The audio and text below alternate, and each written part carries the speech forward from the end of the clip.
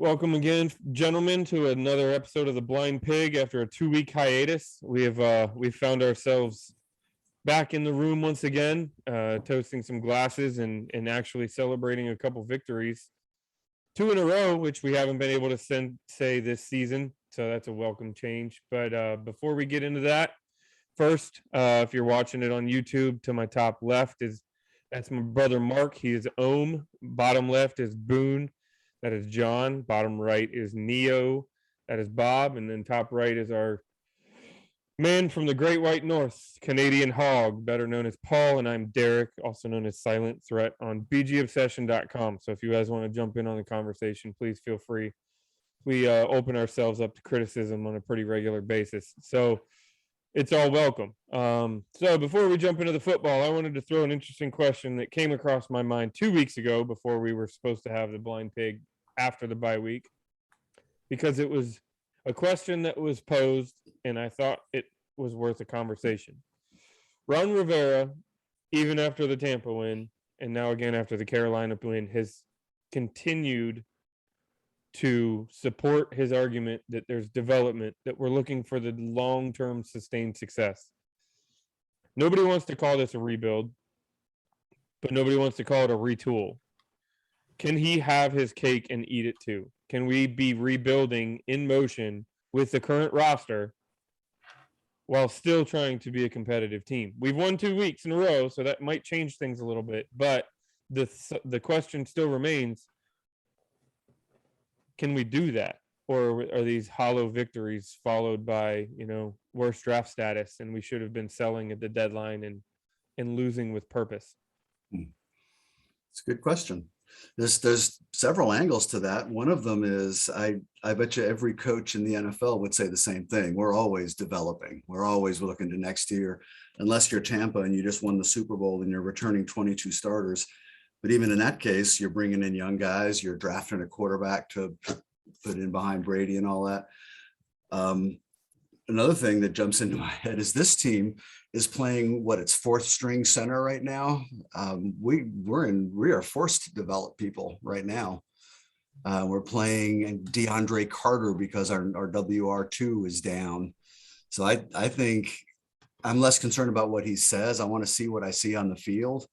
I don't see that he's sacrificing development of key young players by playing old veterans who shouldn't be out there anymore. And I also don't see us I like seeing us being competitive. I'm far more interested in wins and creating a winning atmosphere than I am draft position. So I'm pretty tickled with what I'm seeing, particularly given how shorthanded we are. I think there's a lot of evidence that they are developing, because I think if you want to get the first top draft pick, you don't go into the offseason and start shedding veterans who can still play, like Kerrigan, some of those kind of guys that we kind of moved away from. I think you keep those guys knowing that they're, not very good anymore. And I'm not specifically saying that about Kerrigan, but, I think we saw the coaching staff, we saw the front office move away from older players who their best football was behind them. We saw them not give in to the temptation, despite a lot of fan pressure to give up draft picks to move up to grab the quarterback. I think I don't think our franchise has a history of tanking. Now, I guess if you have a god awful season, you hope that there's a really great quarterback in the draft or two, and you are happy that that's the silver lining in the cloud, is that you get to go after that guy. But I don't think tanking really happens so much in the NFL as much as fans think it does. I think really bad teams tank because they're really bad teams. And mostly I say that because coaches' jobs rely on not. You mean they don't suck on purpose? Yeah, I don't think so. But so I don't know. I think they are developing, and I think this year's a little bit different. It remains to be seen, but it's a little bit different. Last year, we were winning games with smoke and mirrors against really bad teams down the stretch with just a defense that kind of came together. This year, I feel like they've turned it around with and again, it's only a couple weeks, but it feels like the whole team from top to bottom is playing better. Even the coaches are coaching better. So if that continues, to me, that's a different thing. I've always hated the term rebuilding. I don't, in the modern NFL, I don't believe any team is more than a season or two away. Even the lousy players in the NFL are so freaking good that it's ridiculous. I mean, they're physical specimens that, they're Superman compared to the five of us, quite honestly. I mean, and that's the worst, right? You're never more than a great quarterback, a solid left tackle, and somebody that can rush the passer away from being competitive in this league. This isn't, I don't look at this team like John and Mark both alluded to it with older players. This is not George Allen's over the hill gang where, he went out and got a bunch of guys that were 2 years away from being done, not done, but done, like completely done, to come in and try and resurrect something. And we're playing young guys. We're doing everything that every other team in the league is doing. And I think the difference the last 2 weeks is that something seems to have clicked with Heineke. He's playing a more mature game in the last 2 weeks, which is not to take anything away from the defense, where I think we're playing significantly better football, whether that's by design or whether that's by accident, because some of the guys that weren't necessarily cutting it have gotten injured. But Mark said it, we're 4 deep at center and we're still competitive. There are a lot of teams in the league that'd love to be 4 deep someplace and still be competitive. Unless you're the Detroit Lions, I don't think you rebuild in this league. Even the Detroit Lions don't rebuild in this league. Well, there you go. Yeah, They should rebuild. Yeah, when I say rebuild, I mean they should blow up their facilities and start from scratch in another city somewhere. Maybe they'll get better luck. But no. Ultimately, you're seeing you're seeing a slow build in terms of that whole concept of learning how to win. If you think of where we were at the beginning of the season, there was always that little bit of concern in regards to how are we going to fare against some of the upper echelon teams in the league. You think back to the Buffalo game, we got our clock cleaned. You go on to the New Orleans game. Yeah, we were competitive with them for about a half. Same thing with Kansas City. It was about 2.5 quarters that we played really solid against them. You go on to the Green Bay game, you can argue that, well, we played a pretty solid 4 quarters against Green Bay, with the exception of being able to do anything inside the 20-yard line. And then ultimately, we finally figured it out against Tampa Bay and finally beat a solid team. So that idea of being competitive starts with the concept of learning how to win and learning how to compete against the big teams. And we're starting to do that. And most certainly you can rebuild and remain competitive all at the same time. But it starts with a fundamental understanding of learning what it takes to stand toe to toe against the big teams. And I'm very thankful and glad that we're starting to do that this year. So I think you guys hit it, at least where my mind was on it, is the difference between this team and maybe Ron can wear both hats in this instance, where we're rebuilding, but we're being competitive because we're not playing the aging vets. We've shed Josh Norman. We let Trent Williams walk, even though looking at his play now, you would love to have him here, but we're not holding on to the high-priced players that you don't see as a future player here. Everybody on this roster you could see on this team 4 or 5 years from now. We're not looking at anybody on this roster and saying, well, yeah, it's nice, but we got to make sure we have somebody behind him because he's going to be hanging it up soon, or expiring bad contracts, or a lot of that. So I thought it was an interesting conversation to say, hey, can we rebuild and be competitive? Because now, coming off 2 victories against 2 quality football teams, including a very quality defense in the Carolina Panthers, we could be looking at an ascent towards the second half here. And I don't know how far we want to say we're going to go, but it's probably the best 2 games of football we've played this season, and they're back-to-back, which is a lot to be intrigued about. So on to that fact. So if before I lose the thought, Paul said something that got me thinking. The whole idea of rebuild, at least when I hear that word, I always immediately think about the roster and the players that you're putting on the field. what I think gets lost, at least I've never really thought it through before, is rebuilding is not just about the players. It's about implementing systems and getting people on the same page playing together. These guys that the last 2 weeks have played as good a back-to-back 2 games as I've seen this team play in, you tell me how many years it's been. It's largely the same players that were getting their ass kicked a month ago. But something's changed. The rebuild has been happening sort of in the meeting rooms, I guess, and in getting everybody on the same page and synchronized. That's part of rebuilding, I guess, that you lose when you blow up a franchise. It takes a long time to get everybody on the same page. Maybe we're finally starting to see it. I like it. So, Tampa. I don't know how long we want to talk about this, but that was one of the funnest games I've seen in a long time. Word.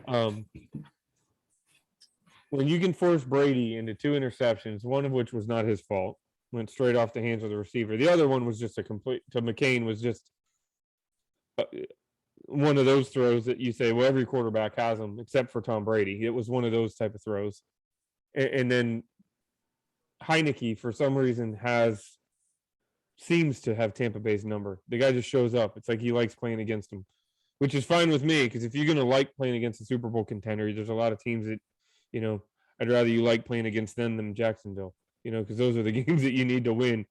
So I had an enjoyable Sunday for a change. It was a lot of fun to watch that game.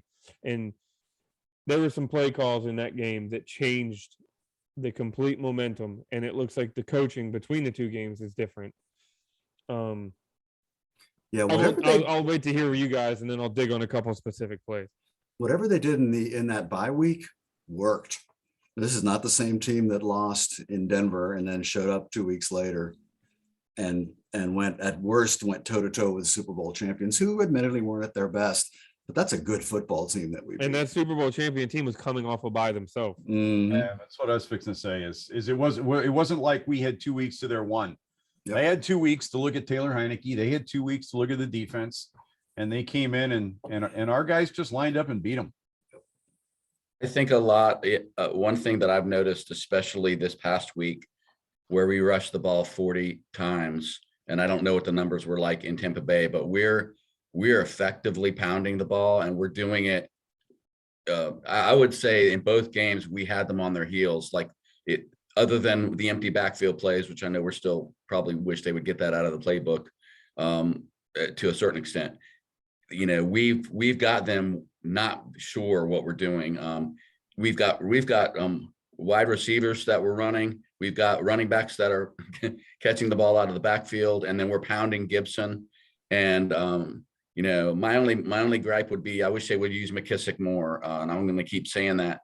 But other than that, I mean, that's been a big difference between the first half of the season and then kind of the middle third that we're in now, is that no one can say that we're not committed to the run. And I think Scott Turner shut a lot of people up in the last couple of weeks, because what we've seen is when the players actually execute the play, he looks like a pretty damn good offensive coordinator. That's just a 2-game sample size. So I'm not saying he's Don Coryell yet, but I've said all along, he's a better offensive coordinator than people give him credit for. And I think you're going to see more of that as we go forward. Washington had 34 carries for 94 yards against Tampa. It was a 2.8 yard carry average, which on the surface looks dreadful, but I think you're right, John. I think that set the tone for that game. And what it means is that we weren't running well, but we continued to pound the ball, which is what you need to do. And the truth is, nobody runs well against Tampa Bay. I mean, I don't know where they rank in the league, but every time I see them on TV, they are stuffing some of the best runners in the league on a consistent basis. So and in all honesty, my biggest gripe about Turner is that he's too quick to abandon the run. And so if I'm going to gripe about that when he does it, I really need to come clean and be vociferous in my praise when he's on it. And his commitment against Tampa Bay was commendable. I mean, I think that's a game where you can argue that at 2.8 yards per carry, you can argue that maybe we should be throwing the ball a little more, and yet he stayed with it and he kept pounding the football. Well, and it was effective. It was Yeah. effective running, right? We're not just beating our head against the wall. Yeah. Turner's they've made some adjustments up front. They're running between the tackles a lot more. They're not running wide very much. They are just running downhill, and the left side of the OL is kicking some ass out there. Eric Flowers is having, I think he's going to be in the Pro Bowl if he keeps playing like he is. Well, then you stop and look at what we did against Carolina. Again, one of the better defenses in the league. And again, between the tackles, Mark, Yep. and we're not talking 2.8 yards per carry. I mean, you go back and watch the official NFL, the 15-minute highlight package from that game. And it just feels like every other play is McKissick or Gibson through the left-hand line for 10 yards. I mean, literally, they were ripping off 8, 10, and 12 yards per carry, every carry that made the highlight package. Obviously, they didn't do that in everything. They're not showing me the 1 and the 2 yard carries, but man, it was just, it was really good to see. I mean, it's a feel good package for an old school Redskin guy like me who likes to see our backs carrying the rock, right? It's just, it was lots of fun to sit here. I watched it again just to watch the running plays. The nice thing about that Bucks game was we beat them. I didn't hear any smack talk like the following week about like, oh, you guys got lucky, or it was a surprise game for them, a trap game for them. We just beat them, flat out beat them. We outcoached them, we outplayed them, and then we turned around and did it again a week later. So I just love seeing that. Yeah, the one thing that I want to just make mention of in regards to the Tampa Bay game, and I suppose it could apply to the Carolina game as well. I was really relieved to see the response from the group, but what I loved most was both of those games reminded me of the fact that Ron Rivera is still in very firm control of this team and this locker room. You think back to the Tampa game. We're 2-6. The injuries are mounting. We're playing the defending champions. It could have been really easy for our team just to mail it in and call it a season. But the response from the players really showed the character of the group. But more importantly, it showed that they really respect Rivera, admire him, and that they want to play for the guy. And I was really relieved to see that because, quite honestly, for me, I didn't like a lot of the negativity that some fans were spewing out towards Rivera prior to that Tampa game. I thought it was uncalled for. And I just really love to see that this team stayed together. And it just shows that we got a really good leader in place that I think can really steer the ship in the right direction moving forward. And I think that extends to the front office. I think all the conversation we heard when Ron got here about building a better character locker room, this seems like a pretty strong locker room. These guys seem to like each other and seem to support each other.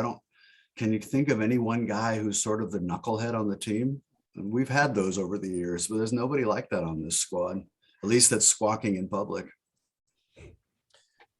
Yeah. For a frame of reference, we had 190 rushing yards against Carolina, and they're a top 5 rush defense in the NFL. No, actually, I just looked those up, Derek. The Tampa is, even after we ran like how long was that drive? 47 plays in an hour of time of possession or whatever it was. They're still the number 1 ranked rushing defense in the league. Carolina is middle of the pack. They're giving up about 114.5 in rushing. Overall, they're still the number 2 overall defense in football. Oh, I thought they were. I had it inverted, but still, if they're giving up an average 114 and we put a $190 up on them, Bingo. I mean, Antonio Gibson had that fumble, which he's got to stop. He's going to run himself out of the league if he's not careful. Because, I don't care if you have a 6-yard average. If you're fumbling at the 10 going in, or on a consistent basis, there is no coach in the world that's going to let you carry the rock with meaningful when the game matters. Crazy question there. And this is going to warm John's heart, I know. Is it possible that McKissick is the best all-around back on this team? I think he is. Yeah, I don't think he's got the. I don't. He doesn't have the strength that Gibson. The power. Up the gut, around. up tackle, rushing. He's not Gibson's equal, but he's not going to push a pile. overall, he can do it. I mean, we see him do it when he's spelling or when Gibson is benched. We see that he can run off the tackles and up the gut, but he's definitely versatile, and he's a lot more athletic and gifted than he gets credit for, you know. I McKissick, really- He has vision. He has elite pass catching, ball in hand, ball carrier vision. If he was a 4-3 guy, he would be up there with the upper echelon of I mean, I'm not I going think to he's say more he's patient than Kamara, Gibson. but huh? I think he's more patient than Gibson. I think sometimes Gibson just he's a kind of a bull rusher, and you'll see the hole open up, but he's already committed. He's seeking out contact, where McKissick avoids contact and gets an extra 7 yards. they're Instead very of- different style runners. Gibson is, you can see that he's a converted receiver. His style is sort of fluid, and he's patient. Who was the guy in Pittsburgh, Bell, who just Le'Veon. Le'Veon Bell. Bell was a guy who never looked like he was running fast or doing anything. He just hit the holes and it was smooth in his cuts, and it was about vision. I see a baby Bell when I look at Gibson. I think he's getting better. What I see when I watch McKissick play is one of my favorite things in football and a running back is the hair on fire guy. He's playing at 1,000,000 miles an hour. And he just never seems like he's standing still. Dante Freeman had that. Cordero Patterson has that. Guys that just look like every play is the most important thing in the universe. And I just love that about him, his energy and the spark. I think he's the most versatile one. I think he's a great all-around back. So the answer to that question is yeah. I don't think he's as explosive as a running back as the potential I see in Gibson, but I love having that 1-2 punch. And he's certainly here's a certainly that reference. type. Sorry, go ahead, Paul. No, I was just going to add on to what Mark said really quickly. McKissick is certainly that type of player, that type of role player that you want to keep aboard, that is always going to have a place on a winning and championship team. You just need those kinds of guys to win. So, Yep. He just leaves it all out there. I love that about him. To directly answer your question, Bob, I will say I can see McKissick doing 85% of what Gibson does, but I don't think McKissick houses that screen pass. You know what I'm saying? I totally know So- what you're saying. My thing is, I don't think McKissick puts the ball on the turf the 4 times. I'm with you, man. done I that said it this in week. chat. I said if he's not careful, I said park him, and he did. He parked him for a quarter and a half. He sat him down and he said, "You're going to watch." And then he you're gonna ran watch- like a bat. He ran like a demon out of In hell the when he got second back half, in the field. he Yeah. ran angry. He Yeah, still but- flung the ball all over the place. I didn't notice any real improvement in his ball security, but He didn't fumble, so I guess that it worked. I- but- I think Mark brought up a good point that fans, including myself, we don't pay enough attention to, which is that's not his natural position. And it's not the same wide receiver and running back. We may use them interchangeably on this team, but it's not the same position. And I think that, we've seen that with other Redskins in the past. Rippon almost lost his job because he couldn't hold on to the ball. I know that's different from the running back, but it is a teachable thing, and he can improve on it. So I just like the fact that I like that they sat him, and I like that they brought him back even more, because you can't afford to have a guy that talented sitting on the bench. You got to figure out, you got to give him the chance to fix it. And I'm glad they did. The man finds some hidden yards and he falls forward a lot. He rarely goes down backwards, right? He's falling for that 1 or 2 yards. I think And he's been banged up. He's banged up. He's been banged up since week 2, and he's I still think- producing. I think he's getting right. We talked about that a couple of weeks ago, that he still wasn't right. He looks right physically to me now, or mostly. I think the coaches are looking at him as a long-term investment. What you're seeing now is just the beginning with what his potential is, I think, as a running Well, back. as long a term as you can get with a running back that isn't named Adrian Peterson or Yep. But there was one play that caught my eye. He started left, and I'm watching him, and he faked my eyes out completely. He saw a hole back to the right, and he was gone. This was in the highlights of the Carolina game, and it really looked like there wasn't going to be anything there. I looked at it and went, all right, if we get 2 or 3 yards, I'm not sure why this is in the highlight package. and he cut back to the right and dropped between, I'm guessing, between the center and the right tackle, and he was 12 yards down the field before anybody touched him. And I thought, all right, see, he's special. He just can't hang on to the damn football. He has one quality, maybe the only quality that he shares with John Riggins. His legs never stop moving. And I don't know, there were at least 2, maybe more plays where the pile just kind of like you couldn't see him anymore because he was in a pile, but the pile just kept moving. Yeah. I mean, a couple of ridiculous plays, and normally you're expecting the whistle to blow, but they're like the ball's still moving, you know. Thing of that early play down towards the goal line where I think they finally blew the whistle on him about the 5-yard line, and the pile started to move sideways, and he got pissed off and started shoving guys off. I saw that. They never took him I down. saw that. Yeah. You know, I mean, it was, I don't know, he picked up like 12 or 15 yards on that play before the pile finally stopped, and nobody hit the ground. They were all standing up, but Gibson's like, get off me, you know, shoving people around. Guy's got a little bit of an attitude. We have to talk about the drive. We have to talk about the drive, and we have to Yep. talk about the most pivotal play and the play that could change the entire momentum of our season. But yeah, well, let's dig into the drive a little bit. Which drive are you talking about?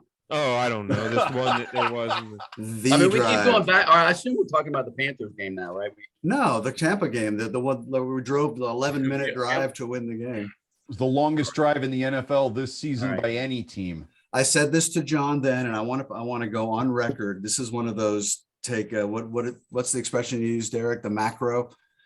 Yeah. If in fact what we're seeing right now for the last 2 games is sort of a new baseline, we're not going to play as well as we have the last 2 weeks every week. But if we're starting to become the team that we thought at the beginning of the year we were going to be, in 2 or 3 years, if we are a winning playoff contending team, we are going to mark that period in time, the end of the 4th quarter in the Tampa game, that 11-minute drive when the game's in question and frickin' Tom Brady's on the sideline warming up, ready to go win the game, you know, and we drove it down, the number 1 defense in football, number 1 rushing defense, so they're still pretty good overall, to win that game and ice it with the touchdown on a 4th down with all those conversions. That was a pretty epic and spectacular marker for a team. You can That's hang the- your hat on that. Like That's you the can- kind of thing that can turn a franchise around and get them going. So So, all right, you just said the number 1 rushing defense in the league. How many rushing plays did we run on that drive? a bunch All but one. when they knew it was coming, Right. it was coming. Yeah, I mean, you're trying to kill the clock, and we just kept running the football, play after play after play. I was in the car. I'd been in a brewery with my best friend up there, and I was in the car coming back. That drive started 10 miles from home, and I had stoplights and slow speed zones and construction, and I watched the last 5 plays of that drive with my mom in the living room. Yeah. I mean, that was just epic, right? I'm listening to it on the just kept radio and I'm going like, and oh my going gosh, where's this going? and going. It kept going. So that was a great drive, but I'm going to argue that everything that preceded that drive led to that drive, because for the first time in a long time, we forced 3 and outs. We forced a really good team to go 3 and out. We sustained drives. We converted 3rd downs. Not on that last drive. We did that plenty on the last drive, but we wore their ass out, and we just refused to give them a lead, and we refused to give them a chance to win the game. So that last drive, I think it was a fact that we kicked their ass most of that game, and they just relinquished.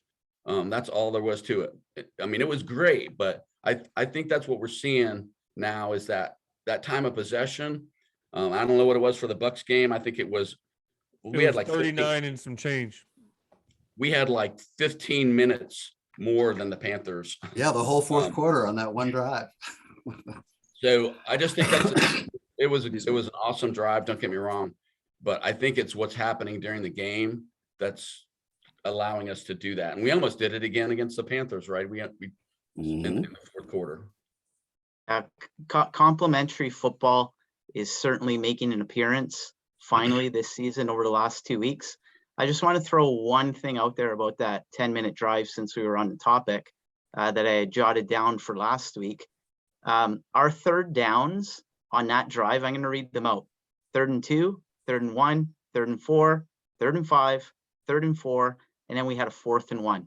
It was a case of keep it simple, stupid. We don't have an elite quarterback in Taylor Heineke. I mean, he's efficient, but Scott Turner kept things simple for him. And those are the types of situations that we need to put a guy like Heineke in to have us be effective and sustain these drives. And we're seeing it come to fruition. And I really love that these 3rd and makeable situations are finally taking place this season, as opposed to 3rd and 11, 3rd and 16. Those are the types of situations that earlier in the year, Heineke was getting himself in trouble with, and he would press. So Well, it for wasn't just Heineke, it was also our kicker couldn't make a chip Yeah. shot field so goal then or an there's a extra different point, level or of pressure. we'd score and then let the other team go right down the field and score sets, an answering touchdown. And we're not doing those things now. We're not. I think in the Panthers game, they didn't have 2 drives in a row where they scored. Every time they scored, the next scoring drive was us. So we answered every single time. I flip the script for a second. We've done a lot of talking about Scott Turner in the offense. What changed on the other side of the football? What's different? There's the $1 million question right there. Well, yeah, and I'm trying to figure it out. I mean, beyond the fact that we're missing our 2 first-round defensive ends, who arguably were not playing disciplined football to start the season, and the 2 guys taking their place are, but is that it? I mean, is that really it, or is there more to this? There's more to the it. defensive backs are playing. I mean, I was wondering if we really had any defensive backs the first 4 or 5 games of the season, and we were just getting ripped. I mean, we were getting eaten alive. And so I don't know whether they tweaked the scheme but I mean, you watch the game now, and the DBs are covering people, and after the play is in progress, we're swarming like, and I don't know if you guys have noticed that, but it's like 100%. it's like night and day from what we saw early on in the season. So I don't know what the how is to that, whether maybe some of the starters weren't executing the plan as they were being coached to do. I hate to think that, but it's pretty glaring. It's pretty glaringly obvious that there hasn't been a drop off, right, in the defensive play with our stars out of the game. That's concerning. You could argue gotta mean something. It's ascended.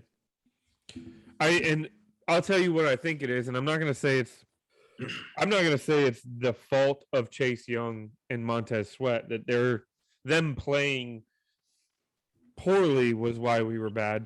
But what it does is it forces the defense to use ulterior motives to generate pressure.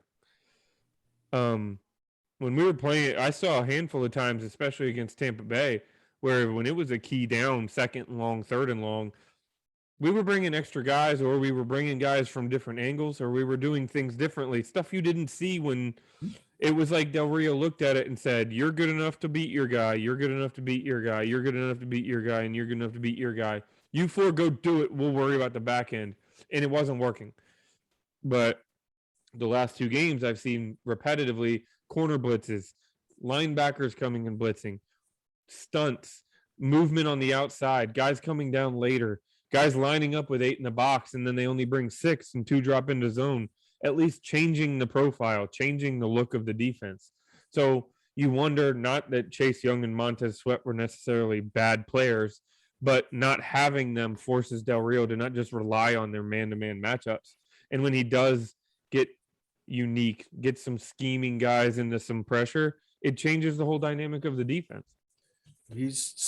Something changed, and it wasn't just during the bye week. I think the 2 weeks prior, you could see the defense starting to come around too, even when Chase and Montez were there. They were not on the same page to begin the season. We talked about this every week. What the hell's happening here? Whatever was really happening, Del Rio seems to have figured it out.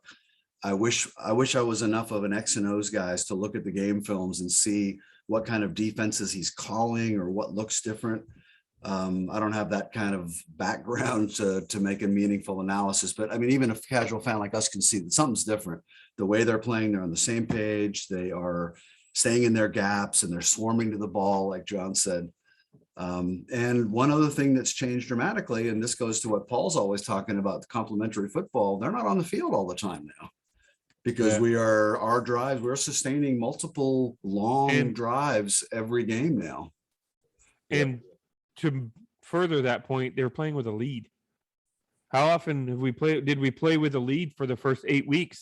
Or at least we're Um, not trailing by 10 or out of the gate, right? Well, We're- even the we're- game, I want to say, was it the game against the Giants or the Falcons? I can't remember. At one point, I think we were trailing for literally 54 of the minutes of that Mhm. game. You know, we're playing against Tampa with a double-digit lead. The biggest lead of the season was with a Carter touchdown to go up 13-0. So Who it's had that in their prop bet that we'd be up 13-0 against Tampa in the first half? it's a completely different defense when you're ahead versus when you're trying to play Mhm. catch up. You know, I think Rivera got asked a similar question to the one that we just posed as far as what's been the difference, like why the turnaround on the defense.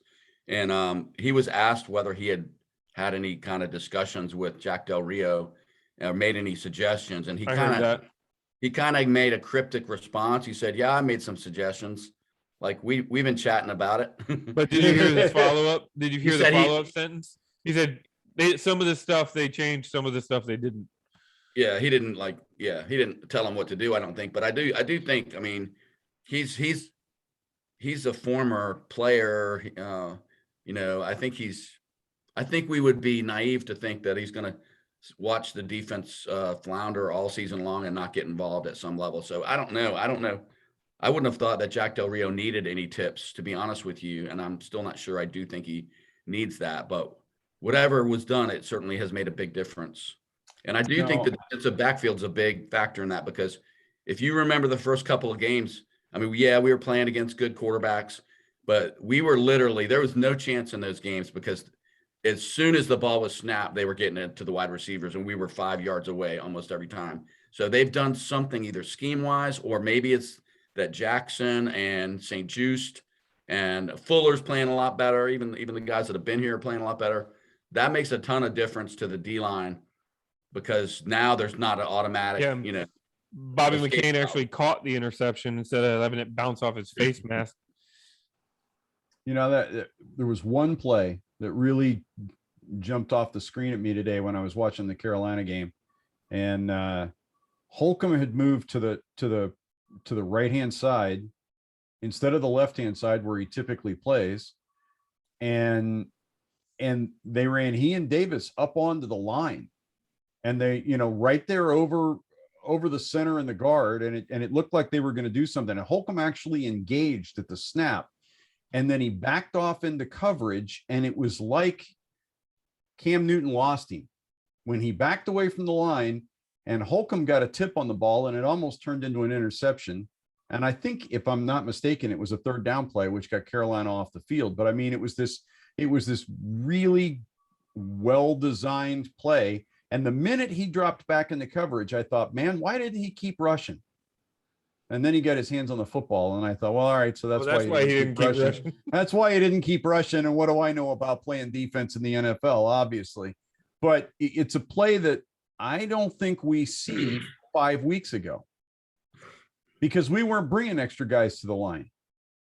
Those guys were standing 2, 3, 4 yards deep at the snap on every single play. We weren't showing different looks to the quarterback. We weren't making them think about it. Quarterback knew where the pressure was coming from. It was, you know, coming from the law firm of Sweat, Payne, Allen, and Young, right? And we weren't getting there.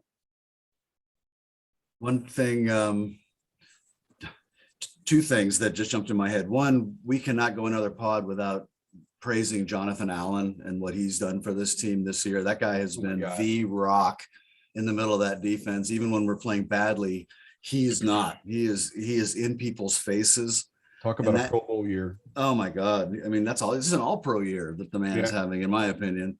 The other thing is, and this goes to watching us beat Tom Brady, which, see, I can't even imagine that to get the words right.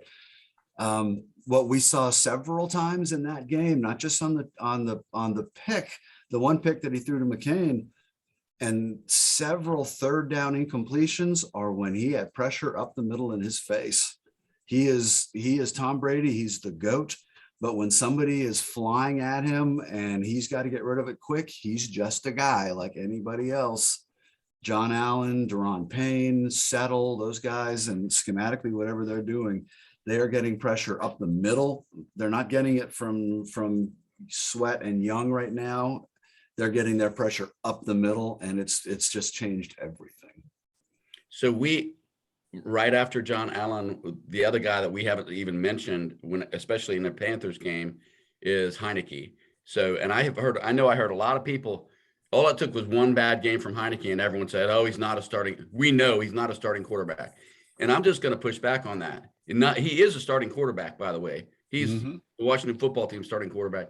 He is 20th in the NFL with how many starting games in his record book now? Like less than a full season of starts. He's 20th in the league, ahead of guys like Ben Roethlisberger, by the way. I'm not saying he's the next Joe Montana, but I think I have not closed the book on him being the long-term starter. And what I love about him, other than the fact that he's had 2 great games, set some quarterback rating records in both games for Washington quarterbacks. I love that he's using his athleticism appropriately. Like he's not panic. He's not taking off in a panic, but he is using his legs when it's appropriate. And a couple of the drives that we were raving about in the last 2 weeks, it was kept alive by him at the last minute, seeing a hole and taking off when there was nothing else there after looking for 3 or 4 times for a receiver. Or extending the play to make a throw, like the 4th down to Bates. When he was rolling hard left, threw across his body, Bates had to make a kind of a falling down 1st down catch. That could have been the game right there. You know who makes that play in the NFL? There's a couple of guys I can think of. Mahomes makes that play. Wilson makes that play. Rodgers makes that play. Bingo. I've also seen him throw the ball away, something I've never seen him intentionally do. I've seen it do it multiple times in the last 2 weeks. And I don't know if you guys have noticed this, but the big bang on him is that he doesn't have a strong arm. He doesn't anticipate the throws. He gets the ball there late, and he certainly has done those things. But I'm seeing the ball get released a lot quicker. Like I'm seeing receivers come out of their break and the ball's there. He still sometimes waits, but I think that's a function of going to 3rd and 4th reads on a play. But I'm just telling you, I'm putting it out there. I've said all along, I predicted he was going to have a great game in Tampa Bay last year and got mocked for it. I think the guy has the it factor, and I know his arm's it's probably a bottom quartile arm in the NFL as far as strength, but I don't care, man. I think the guy can learn. I think he can get even better, and I'm all in on him. And I don't care if people want to mock me or not. And he may have a terrible game next week, but I still feel that way. And that's I said it earlier in the season that the thing I liked the most about Taylor was the fact that we saw him make mistakes, and then you see him come back the next week and you can literally see during the game how he has worked on fixing the very things we were talking about were mistakes the week before. And it holds true. And it's not like he's focusing on one thing this week and forgetting what he worked on last week. He's bringing all that knowledge, that cumulative knowledge with him. And I think it's really starting to pay off. And John, I'm with you. I don't know if he's the long-term answer for Washington, but he's a whole lot better than I think the vast majority of the fan base thought he was 3-4 weeks ago. I think 3 or 4 weeks ago, the entire team was kind of in a funk, and there are only a handful of guys in the league that can overcome your whole team being in a funk. And just grab them and make them play better. Tom Brady being one of them, right? I mean, typically Tom Brady's that guy that grabs guys on the sideline and goes, "Hey, fix your shit, man." And they do, right? Heineke's not there, but when the whole team has got their head in the game, Heineke's more than just a serviceable quarterback. He's a guy that can go out and win a football game for you. And we saw that earlier in the season, right? We had those 2 early season wins, and those were directly attributable to 4th quarter things that Heineke did that a lesser quarterback doesn't actually pull off. And right now, if he continues to improve the way he has through the first 10 games of this season. I totally see him starting here next year, or the year after, and I don't know how long a run he's got, because he doesn't have that big NFL arm. He's got an arm that works.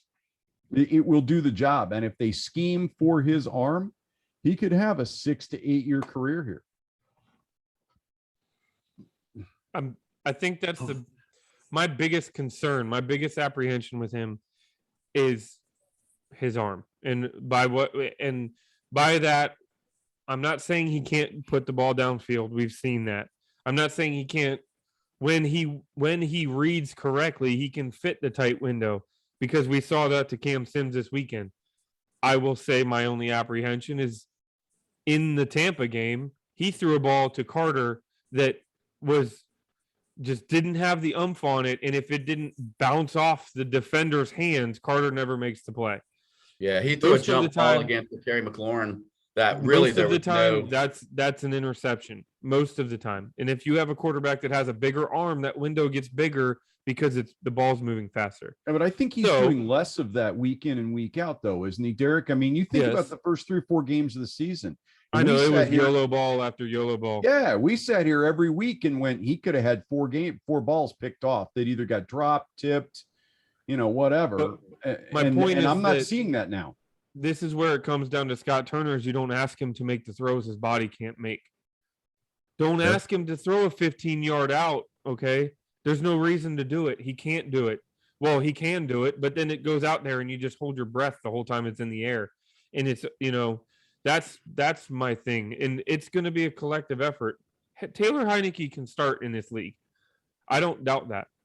I don't know that he can ever be an elite quarterback in the league because he doesn't have an elite arm, but he can win football games. We don't win the last 2 weeks without Taylor Heineke. I can definitively tell you right now, not one quarterback that started out not named Taylor Heineke last year wins the last 2 weeks. Maybe against Carolina because we ran the ball for 2,000 yards. But there were plays in that game, and I'm going to bring up a play before we move completely on to Seattle, even though we've already been digging into this. On 4th down and 6, going into halftime, Washington was down by 7, and we ended up converting that play. And if I'm not mistaken, it was a throw by Heineke, correct? DeAndre Carter's got no one within 15 yards of him on that play. Correct. Beautiful play. So we convert that 4th and 6. We go down and score. We get the ball back. We score again. It's a 14-point swing, and Carolina they've lost the game at that point. You know what I'm saying? Regardless of what happened after that, that deflated the entire team. And it's plays like the 4th and 3 to Bates to extend the drive, or things that Heineke does that most quarterbacks can't do. So it's the arm, it's not the player. That's all I have to say. That's my apprehension. Paul, what do you got on Heineke? I got one more thing I want to say about him, but you go first. There's not much that I can add. The one thing that I want to say that has been very glaring to me over the last couple of weeks is the confidence factor is back. It seems with him, you just see it out on the field in his body language. He believes in himself, and I think that goes a long way towards contributing to his success. And I think that goes a long way towards the other offensive players on the team buying in and believing in him and just wanting to go out and work for him as well. You just see it in the body language. It's a huge difference from the weeks prior when he was struggling, so to speak. And what I really like about this last week, the Carolina game, you think about it, what was all the talk about the whole week? It was all about Cam Newton coming back to Carolina. Heineke said, screw this, walked in there and said, there's another quarterback on the other side of the field that has something to say about this as well. And I just love the moxie and the confidence that he's showing in himself. I think that can go a long way towards his future success. And Cam Newton, by the way, lived up to the hype of Cam Newton. He went into that team with an hour and a half of the playbook on memorized, and he performed. I mean, he played really well, better than anyone should rightfully expect a guy walking in off the street to play. But it wasn't anywhere near as well as Heineke played. Yeah, Cam did a good job in a tough situation for him. Yeah, and one thing that I don't think got enough airplay with that is that this is not the. I mean, everybody kept talking about Cam coming back to Carolina, and I think the prevailing feeling from a lot of people is he's been here and done that before, except it was with a completely different coaching staff and a completely different offensive playbook, right? Everybody that he'd worked with was gone. So it's not like he was coming back into a known situation that he'd just been away from for a year and a half. He was walking in like any other free agent into any other team in the league. And you're right.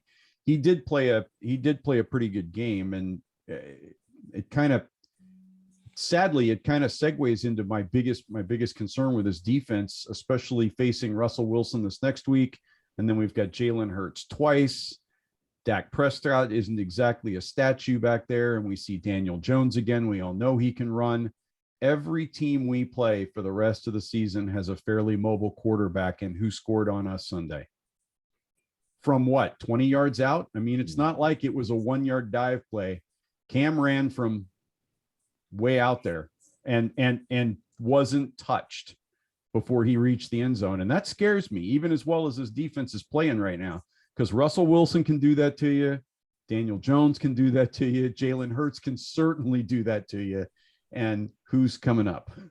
We'll need to hope that part of Jack Del Rio and the defenses come to Jesus that they've had in the last couple of weeks will include staying in your lanes and keeping contain on quarterbacks. And keep them off the field. We had 65 plays to the Panthers 49 in that game. And if we do that, if we do that to any team, we're gonna win most of those games. I don't care. That's 2 drives. That's 2 extra drives for us, basically.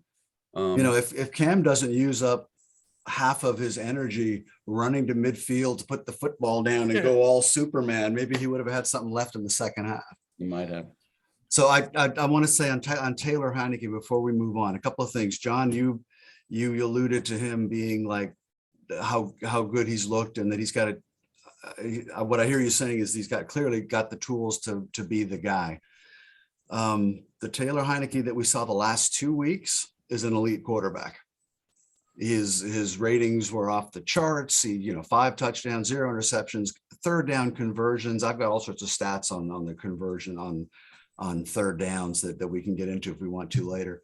But the last 2 weeks we saw an elite quarterback and the difference it can make in sustaining drives and making the clutch throws. What we saw the 3 weeks prior was a guy that I think we all agreed was struggling and didn't really look like a starting NFL quarterback. I don't think he's going to be as good as he was the last 2 weeks every week. I think that's unrealistic. I think he played brilliant football the last 2 weeks. Somewhere in between those two, we need to find what his default setting, what his median setting is, and whether or not that's going to be good enough. The arm thing, what I do think the test is going to be is that the defensive coordinators, Derek, you were talking about if you got a quarterback who can't throw the deep 15-yard out, you don't do it. You can't do that in the NFL, in my opinion, because defensive coordinators know you can't do that. So they're funneling everything in because they're not worried about that out. They're not having to cover that part of the field. If there's going to be a problem for Taylor, it's going to be some of his better passes are these 20 and 25-yard intermediate passes where he's throwing guys open. He's throwing to open zones and they're waiting on the ball. We know we've all seen it, and it's a beautiful throw and it gets there. What I'm going to be curious to see is if NFL defensive coordinators do a little bit less zone against us and more manning up and forcing him to throw intermediate into tight windows, and whether or not he can do it. So I am hopeful that what we've seen the last 2 weeks is the real Taylor Heineke. If he is, we found our guy and we're good to go. If he's still not, I think he's a lot better than he was the 3 weeks prior. I don't think he's quite as good long-term as he was the last 2 weeks. I mean, I hope he is. So just to be clear, that's not my argument, and I'm not going to belabor it. I'm just saying that people say he's 28. He's been around the league. He's been around the league sitting on a bench. He has less than a full season of starts. Mm-hmm. So I'm just saying that his ceiling, there's still ceiling there for him. And I think if he can continue, I just think cognitively, he's got the skills, he's got the mindset to improve. And I don't think his physical limitations are any more than Drew Brees. height or, some of the other smaller quarterbacks, Wilson, you don't have to have a cannon arm in the NFL. You do not. That's like a modern myth, in my opinion. You do not have to have a top 5 arm in the NFL to be successful. You got to be smart though, and you got to play. You got to do what you do well and avoid what you don't do well. And I'm just saying, Yeah, I was gonna say. I don't think I don't think he's been disproven as a starter yet. In my opinion. No, absolutely not. I think anybody who says that after the last 2 weeks hasn't been watching. You got to play within your game. And there were still a couple times, I will honestly say, where you looked at Heineke and said, you've got to know better. He took a couple sacks that you say, you got to know better. You got to get the ball out. He threw a couple passes that were not perfect, but at least they were on the outside of the not perfect part where it was only your guy gets it or nobody gets it. You know what I mean? Where maybe earlier in the season, that ball was a lot closer to up to 50-50 ball. He missed Terry McLaurin wide open for a touchdown. Twice. He had the one deep post that he just put it, that he didn't, Just it was too behind, far. and the other one was too far up front. So, but it's one of those things where he knows where he knows that he needs to get more behind that ball because he can't let the defender have a play. And if you're going to miss it high. You know what I'm saying? Just don't miss it over the middle of the plate. So, and a couple sacks. He took a sack on our 1 yard line that looked like it was going to be devastating. Luckily we have one of the better punters in the league, and he was able to salvage that. I think we ended up getting a couple yards in the next couple plays, and we ended up giving him enough room. But you got to get that ball out. You can't take that sack. You can't take the sack to go second and 18 instead of second and 10. So I'm we as got a place concerned. kicker. We got a place kicker too, apparently. And I was actually mad on that one play where on the 4th and 6 you were talking about, Dirk, because I think it was like a 54-yard field goal that we would have been attempting. And I'm like, I was literally mad that they didn't take the points there because I'm like, I'm pretty sure our kicker's going to make the kick. But anyway, it worked 4th and out. 6 is not a high percentage play, but they made it. They made it. Yeah, we're 2 for 2 on 4th down. Did anybody else cringe on those sacks that Taylor took? And I'm done with Taylor after this, but I was less worried about taking the sack than seeing him get himself twisted up and getting his body. And Oh, that one one where he yeah, got folded up. Yeah. and he's taken some hits and gotten into some situations that I'd really like to see him get out of. Throw the damn thing away. Go down. Remember Peyton Manning used to, if he saw a sack coming from 3 yards away, he just folded up and went down. I'd be okay seeing Taylor do that. Sometimes he did. I remember Peyton Manning getting wrapped up like a. When he knew he was going to get hit, he would just go down. And Brady's pretty good at I mean, Ali was the best, right, at taking the punch. He'd throw his head back before the punch came. But Taylor's getting there. The downside of being determined is, there's a fine line between being determined and having a death wish. God, it was a lot of fun to watch him play the last 2 weeks. When's the last time we saw back-to-back games by a Washington quarterback that made you feel as good about the position as these last two? I really can't. I'd really have to work at it. Probably find a 1991. couple Back in the Cousins era. a couple of games under Cousins. The run to the playoffs in 17. Was that 17? RG3 had a couple of good games in 2012, like the Thanksgiving massacre. Speaking of Thanksgiving. But yeah, it's been a long time since we had that much fun with our quarterback position, but I'm rooting like hell for the guy this week Paul, were you trying to against make a the point? Seattle Seahawks. Paul, were you trying to make a point? No, I was just throwing Good out a luck. date. I just said 1991. Yep. Yeah, bingo. So guys, we have a 7-game losing streak on Monday Night Football. If you weren't aware. Not really. No, we don't. No, we I don't. think you do. No, we beat Pittsburgh. That game was technically Monday night. It got played on Tuesday because it got delayed. Okay, give me that. Yeah. That was a Monday night football game. Okay. Unnecessary technicality. I don't know. I hesitate to get excited, but as the current fantasy owner of Russell Wilson, I got to tell you that he hasn't exactly been playing great since he came back from that hand thing. And I don't know. I feel pretty good about Monday night, actually, at the moment. Seattle doesn't have the greatest record in the world coming to the East Coast. They don't have the although greatest it- record it- in the world, period. They're 3-7. Well, that's they're 3-7 with their all-star quarterback having sat out how many of those games? 3.5. 4. I actually had that 3.5, comment yeah. today on the board. Not as much as you would think. I don't think he should have come back, man. I think that's a big I just think this is not the year to make some heroic return after a tendon repair in your throwing hand, Yeah, right? It's just not in that division. that to Not me the is way- really bad. That's not a good decision, but not the way that they're not going to catch that division with the Rams, the Cardinals, and even the Niners. They're not going to run down that division. Yeah, They're they not got going to make I have not watched him play. I'll confess that since the coming back. So I don't know what he looks like, but Seattle has the 31st rated defense in the NFL coming into this weekend. what's their run rated? They are, that's yards. that was So, Mark, total that's yards. yards. That's The- total yards. For points, they're 7th, which to me is insane.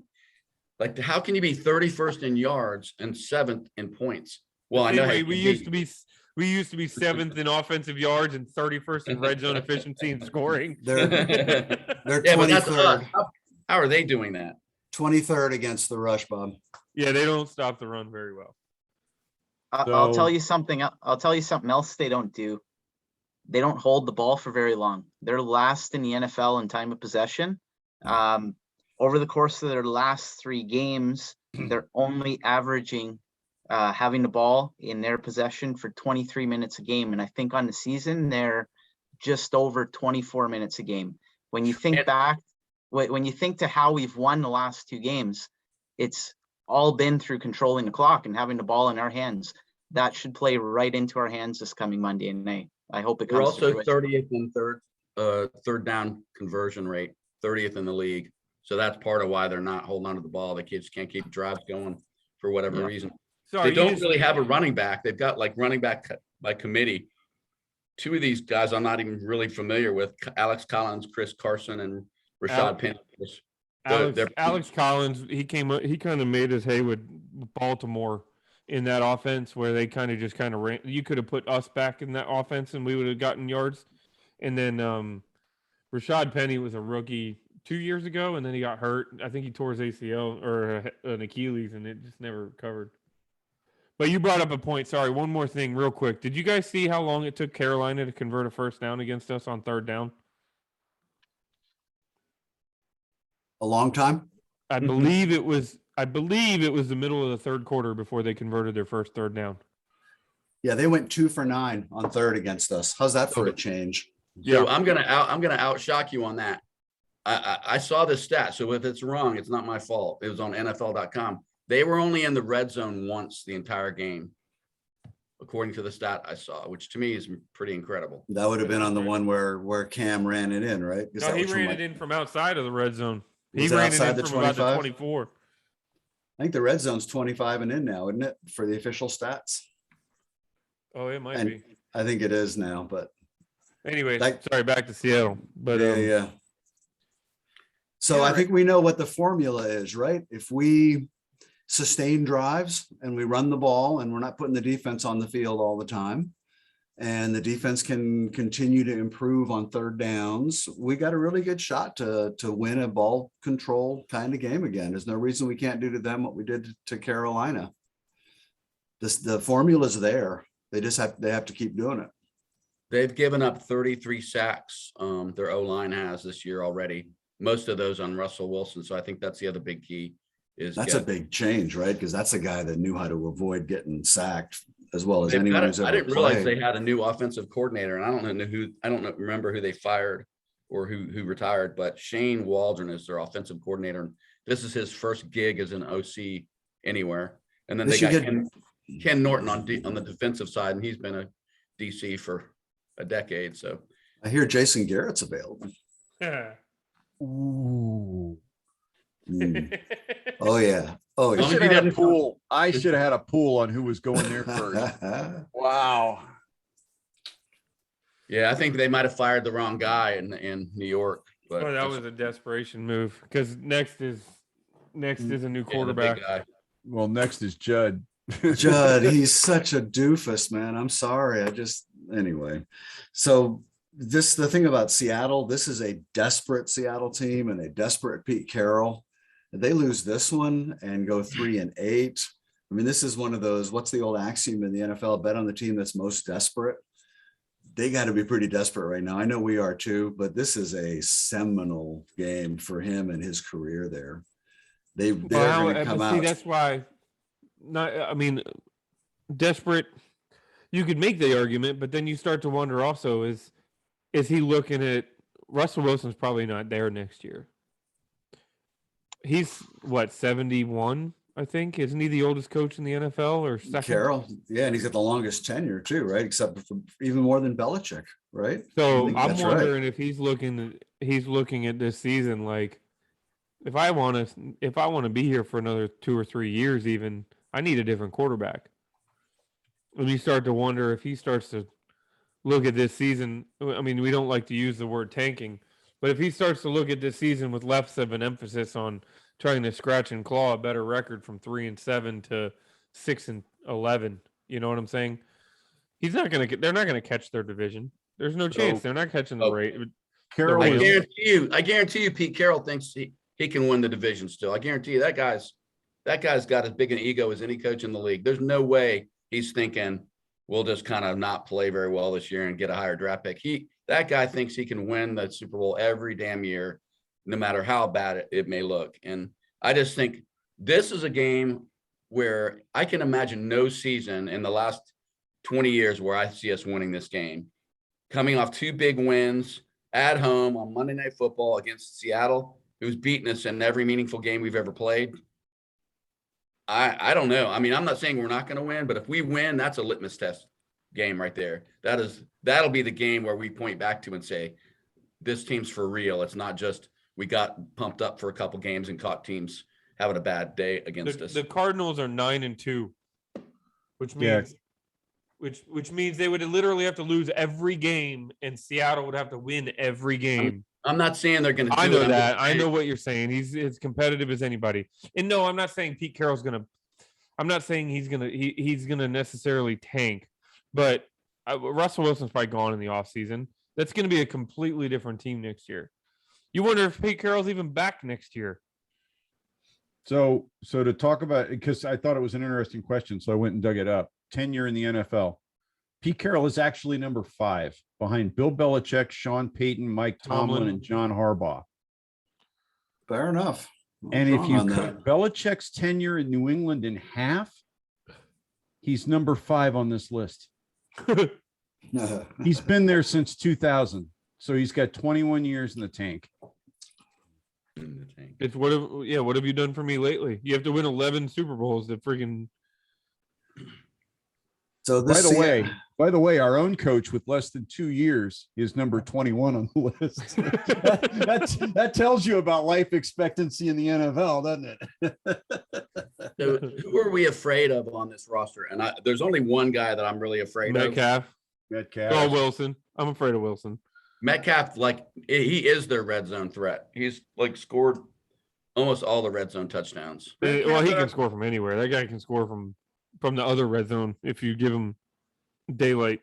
And honestly, I'm afraid of Lockett too. Both those guys are significant threats. Yeah, they have about the same number of catches, mid 40s, both of them, but Metcalf has most of the touchdowns. Their kicker is not good. Their kicker is only 9 of 13, and most of his miss.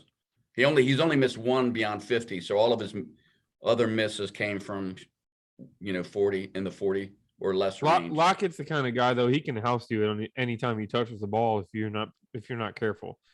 Lockett's actually averaging more yards per catch. Yeah, he can. He's a big play waiting to happen. He's cut from that same cloth. It's like a, they're gonna get theirs. They're gonna get theirs. We're not gonna hold them to 10 points. They're probably gonna score 20 to 25. We're gonna have to score more than that. I think this one looks to me like a game. If you stack it all up the way we've played the last couple of weeks anyway, and the way they've played the last couple of weeks, we're playing at home. It's a game Washington should probably be able to handle. Seattle's coming in. We're going to get their absolute best shot. They're going to play hard. They're not going to hand it to us. We're going to have to do what we did against Tampa and against Carolina. We've seen we can shut down a pretty damn good offense. I mean, we had this kid Brady, who's got a couple of guys who can play on the outside too, right? And we competed against one of the better offenses in football. We have the talent to do it. We just got to sustain the level of play on both sides of the ball. We do that, we win. If we struggle on one side or the other, we probably don't. I don't think it's going to be a blowout. I think I'm looking, I guess if I'll do my prediction early here. I'm going to go out there. I do think we're going to sustain it. I think it's going to be tight, but I think we're going to sustain it and come out like 27-23. I think it's going to be a late night though, biting fingernails. I don't want to hear that. When can we get an easy one? Not this week.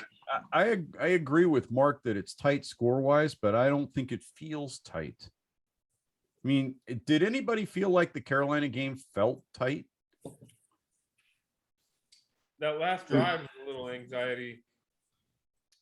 There was some Yeah, anxiety on that last drive. When they get the ball back and they can win with a touchdown. I mean, I've been watching this team for 30 years. We lose that game a lot. So yeah, I mean, that's true. But I mean, when we were in control, tell me when we're running the football like we did against Carolina, does it not feel good? Does it not just feel like it's our day?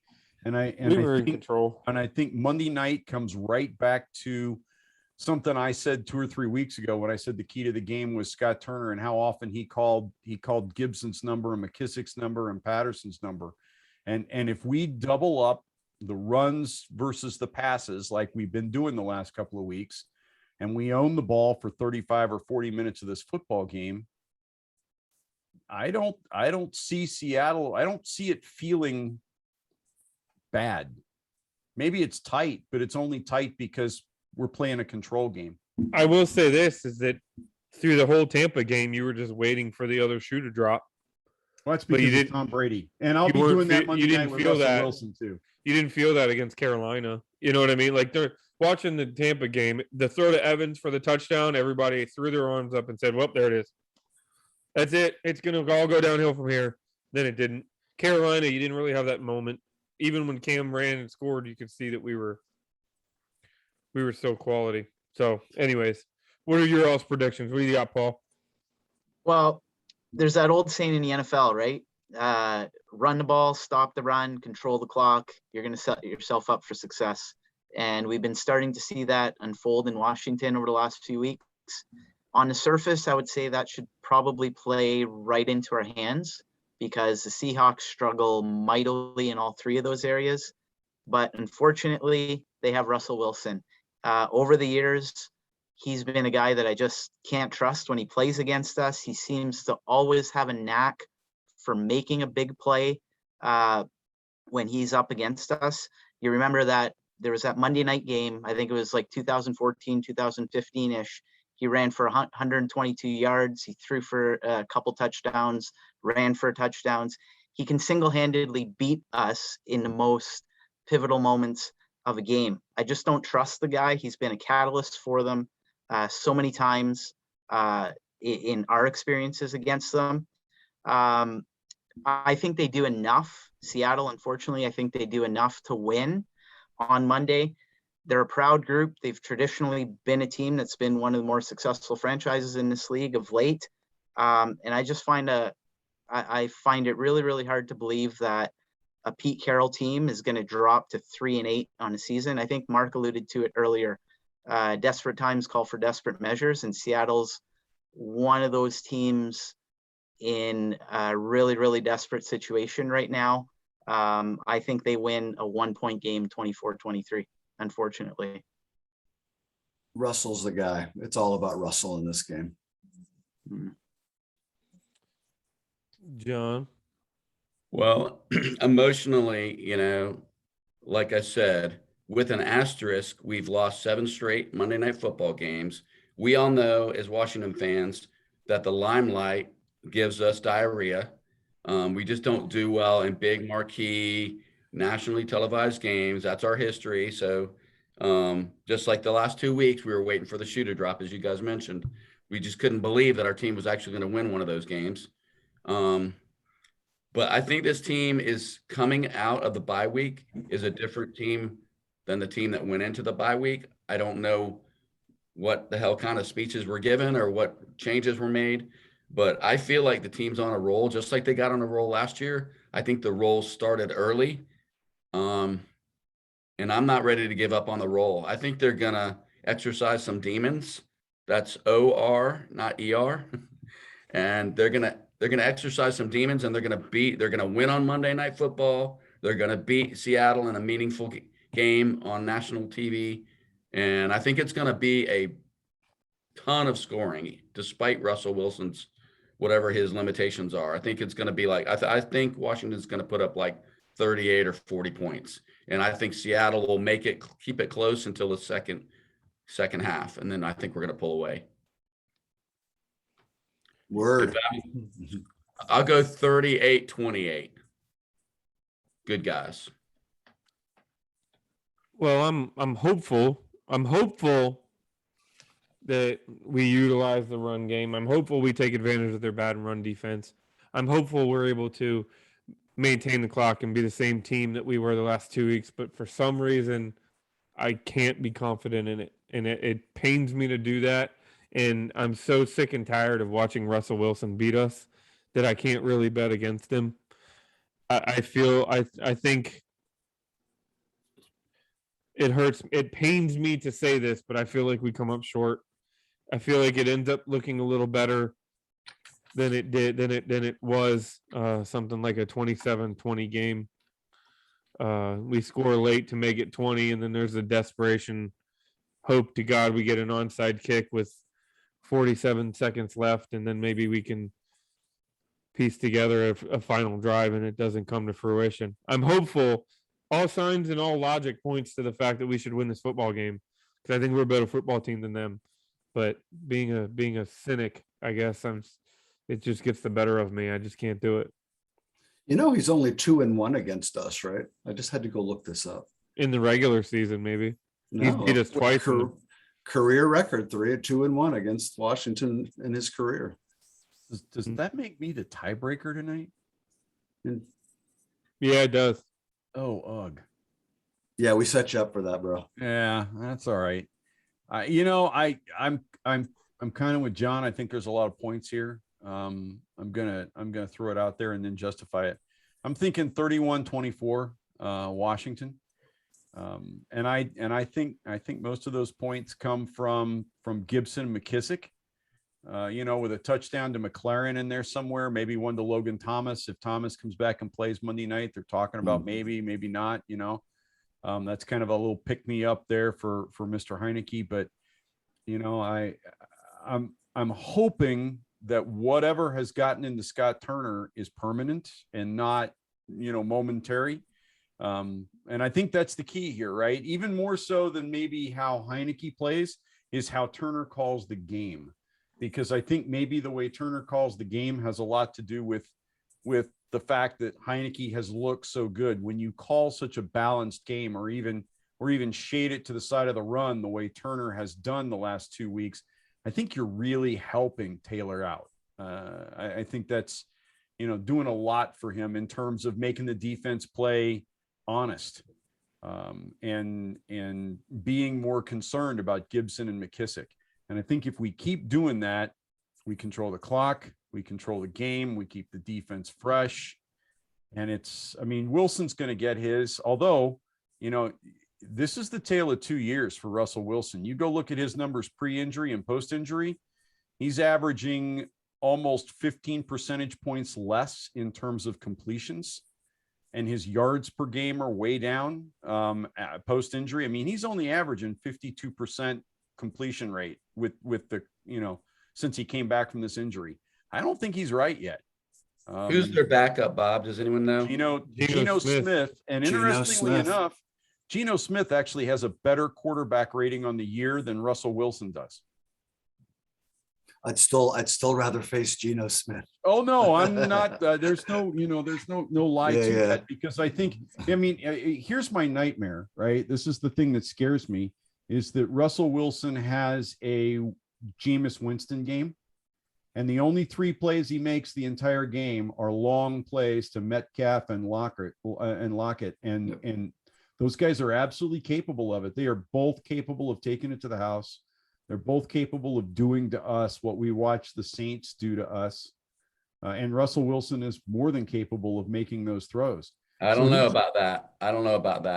Yeah, I think Not with the tendon. I think that's his problem is he can't grip it and rip it the same way he did before. Well, maybe not. So, I still think but I he's a mean, good that's quarterback. But so I think Washington wins this, and if Turner calls the game that we've seen the last 2 weeks, I feel like all of us are very happy Monday night and pretty comfortable with the game. That and third downs, man, both sides of the ball. Watch third down conversions. I think that's going to be the telling stat when we're talking a week from now. all right, gentlemen. Well, it's been a pleasure. Missed you guys for a couple weeks. If we And lose this one, as Derek said before we started, if we end up losing this week, this is the last blind pig of the year. until we It's been start nice scouting knowing y'all. players, until we start scouting draft. Because clearly we're the problem. That's right. All right, gentlemen. Thank you very much. Happy Good night, Thanksgiving guys. to everybody out there. Happy It's been a Thanksgiving pleasure. all. Thank you for everything. Hail.